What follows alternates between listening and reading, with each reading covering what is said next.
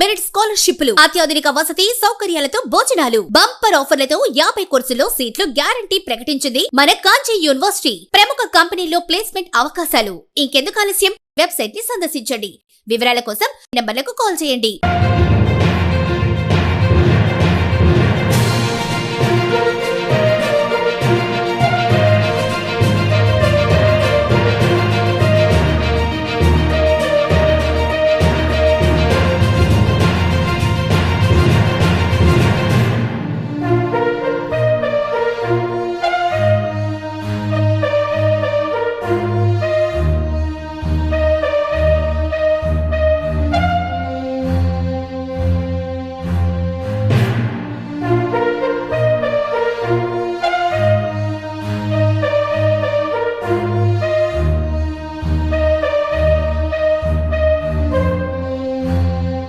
ముఖ్యమైనటువంటి హైందవ సాంస్కృతిక సాంప్రదాయాలకు పట్టుకొమ్మలుగా ఉన్నటువంటి యొక్క బ్రాహ్మణ సమాజం అనేకమైనటువంటి నిరాశ నిస్పృహలకు లోనవుతున్నటువంటి పరిస్థితుల్లో ఈనాడు ఆంధ్రప్రదేశ్ రాష్ట్ర ప్రభుత్వం జీవోఎంఎస్ నెంబర్ 63 డేటెడ్ 9/6/26న ఎకనామికల్ వీకర్ సెక్షన్స్ లో ఉన్నటువంటి ఇప్పటిదాకా బ్రాహ్మణ కార్పొరేషన్ ని తిరిగి ఎండోమెంట్స్ డిపార్ట్మెంట్ రెవెన్యూకి బదలాయించడం అనేటువంటిది చాలా సంతోషకరమైనటువంటి వార్త. ఎందుకంటే ముఖ్యమైన దేవాదాయ ధర్మాదాయ శాఖకు అనుబంధంగా ఉన్నటువంటి పూజారులు కానీ పురోహితులు కానీ ఇతర దేవాలయాలు కానీ అనునిత్యం కమిషనర్ గారి కార్యాలయాలకు కానీ లేదా అనుబంధ అసిస్టెంట్ కమిషనర్ కార్యాలయాలకు కానీ వెళుతూ ఉంటారు. అయితే ఈ సమస్య కొంతకాలం నుంచి ఈబీసీలో ఉండటం వల్ల 2 డిపార్ట్మెంట్లకి తిరగవలసినటువంటి పరిస్థితి ఏర్పడింది. ఏదైనప్పటికీ బ్రాహ్మణ సమాజం కోరుకున్నట్టుగా ఇవాళ తిరిగి గతంలో మాదిరిగానే తిరిగి ఇప్పుడు కూడా ఈ యొక్క బ్రాహ్మణ కార్పొరేషన్ ని దేవాదాయ ధర్మాదాయ శాఖ పరిధిలోకి తీసుకొస్తూ ఆంధ్రప్రదేశ్ రాష్ట్ర ప్రభుత్వం తీసుకున్నటువంటి ఈ నిర్ణయాన్ని మనస్ఫూర్తిగా మేము స్వాగతిస్తూ అభినందనలు తెలియజేస్తూ ఉన్నాము. మరొక విషయం, 7/6/2026న విజయవాడలో నిర్వహించినటువంటి సదస్సులో తీర్మానం చేసినటువంటి విషయాలని కొన్ని స్క్రూటినీ చేసి కమిటీకి అప్పచెప్పాం. అవన్నీ కూడా ఒక రిజల్యూషన్ లో మేము పాస్ చేసి త్వరలో ప్రభుత్వానికి అనుబంధ పాలక విషయాలకి మేము సమర్పించదలుచుకున్నాం. వాటిని కూడా ప్రభుత్వం సానుకూలంగా పరిశీలించి తప్పనిసరిగా బ్రాహ్మణులకి సంతోషకరమైనటువంటి విషయాలను తెలియజేస్తున్నటువంటి సంపూర్ణమైనటువంటి విశ్వాసం మాకున్నది.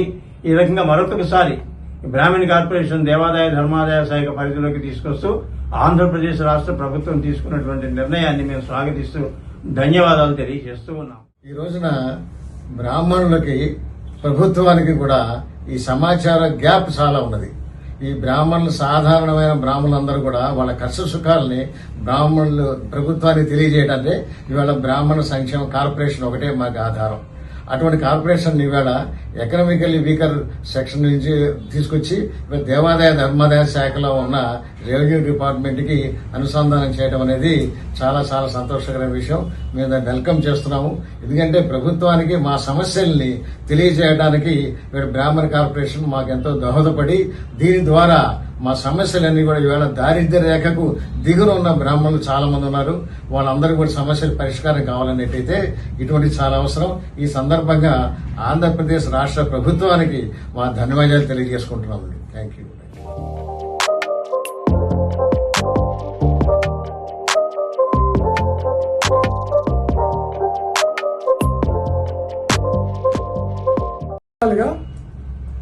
బ్రాహ్మణ ప్రతినిధులు అనేవారెవరు చట్టసభలలో లేనందువల్ల బ్రాహ్మణ వర్గానికి తీరని అన్యాయం జరుగుతోంది. బ్రాహ్మణ సమస్యల్ని చట్టసభల్లో ఏ స్థాయిలోనూ కూడా ప్రభుత్వాల ముందుకు తీసుకురావడానికి మిగతా వర్గాల వారు పెద్దగా శ్రద్ధ చూపించకపోవడం, వారి వారి సమస్యల మీదే వారి దృష్టి కేంద్రీకరించడం వల్ల అనేక సమస్యలు అలా పేరుకుపోతున్న తరుణంలో ప్రభుత్వం ఒక చిన్న ఈ అడుగే మా అందరికీ కూడా చాలా ఉత్సాహాన్ని చాలా ధైర్యాన్ని కూడా ఇచ్చిందని తెలియజేస్తూ మరొకసారి ఆంధ్రప్రదేశ్ రాష్ట్ర ప్రభుత్వాన్ని అభినందిస్తూ ఈ నిర్ణయాన్ని స్వాగతిస్తున్నాం.